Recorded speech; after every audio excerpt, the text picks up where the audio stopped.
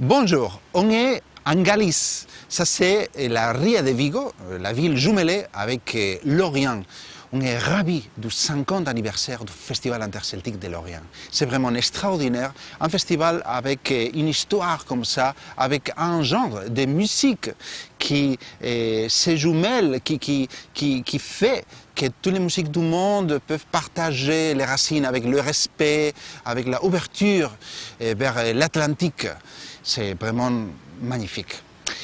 La musique celte, c'est un grand mystère. C'est vrai qu'on connaît la partie succès, la partie les stades de football, les concerts au Zénith, les tubes à la radio, à la télé. C'est vrai. Mais il y a aussi une partie de la musique celte qu'on ne connaît pas. C'est la partie de la recherche, la partie de la profondeur, l'histoire. Comme Jordi Sabal, le maestro de la musique ancienne, vient de nous dire que les musiques celtes font partie des musiques anciennes, des musiques historiques aussi. Donc c'est une musique qui est connectée avec l'histoire, avec l'archéologie. C'est une longue durée. Dans les dernières années, on est en train de travailler avec les gens de l'université, les scientifiques, les musicologues, les archéologues, les gens de l'histoire de l'art. Et de la même façon que le British Museum ont démontré que l'art celtique, c'est une longue durée, la musique celtique était aussi là-bas. On connaît des instruments joués par les anciens Celtes, comme les lyres, comme la lyre de Paul en Bretagne, ou comme les lyres de la Galice, qu'on vient de jumeler ensemble l'année passée au Festival interceltique, qui étaient développés vers l'harpe, qui étaient voyagés vers la cornemuse. Et tout cet héritage est resté vivant dans la tradition. On parlait déjà de la musique celte dans les années 1700. En Bretagne, en Écosse, en Irlande, en Galice, il y avait des gens qui étaient en train d'étudier tout ça et qui trouvaient que la musique celte, c'était une musique complexe, une musique avec une forte personnalité qui avait des modalités spéciales pour cet instrument-là, qui était différent de la musique des Romains, de la musique grecque. Même le grand maestro de la musique ancienne grecque romaine vient d'affirmer que toute la musique de l'Atlantique vient de la musique des anciennes lyres et que c'est une musique différente à la musique de la Méditerranée. Donc l'intuition des musiciens celtes, c'était pas faute.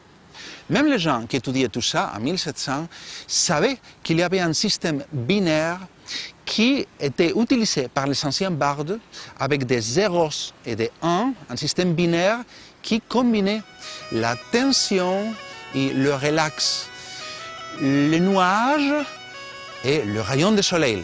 Ce système binaire est resté vivant jusqu'à jour d'aujourd'hui. Et c'est un système d'harmonie celte qui est voyagé vers la musique contemporaine des États-Unis, Nord-Amérique et même à Latino-Amérique. And the lovely thing is you look at different types of music, look at Irish music, you look at blues music, you look at Indian music, and they've all got this same thing going through it. These notes, a very modal thing. I don't understand technically what it is, but you can hear an Irish tune that's very like some sort of Ravi Shankar thing you've heard. And blues things have that too, this ancient stuff, this Celtic or this ancient African music. Got a lot in common, and yet they didn't live anywhere near each other. Well, the basis of music, as I think as we hear it, it really comes from Scottish and Irish and other European early music forms that made their way to America and then mixed with black music as well. So that, I think it's the same thing. Mon rêve, c'est de faire un jour la grande théorie de la musique atlantique, de la musique celtique, avec la modalité spéciale, avec le système d'harmonie spécial qu'on a dans cette musique. Être un musicien celtique au jour d'aujourd'hui, c'est très difficile. Il faut étudier la musique de tous les différents pays celtes. Un musicien interceltique d'aujourd'hui, il faut étudier beaucoup. C'est complexe. Il faut même prendre des risques. Quand les Chieftains enregistraient la musique de la Bretagne c'était pas évident.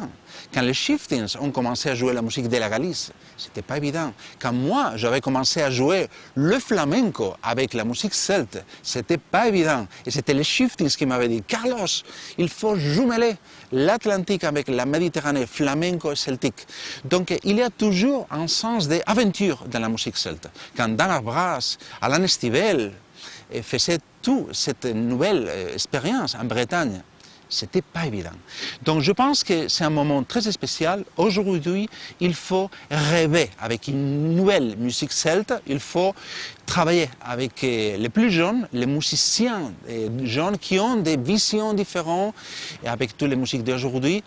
Et peut-être c'est le moment parfait pour revenir vers la nature et jouer cette musique dans les endroits magiques, comme on fait en Galice aujourd'hui. Los lugares mágicos, les endroits où on a fait cette musique pendant des siècles. La musique celte, ce n'est pas seulement un rêve, c'est une musique qui est très connectée avec la nature. Je pense que c'est très important de revenir vers cet endroit magique de la nature, comme on fait en Galice, et de reconnecter le sens original de la musique celte avec toutes les nouvelles influences de la musique contemporaine. Il faut réinventer la musique celte du XXIe siècle.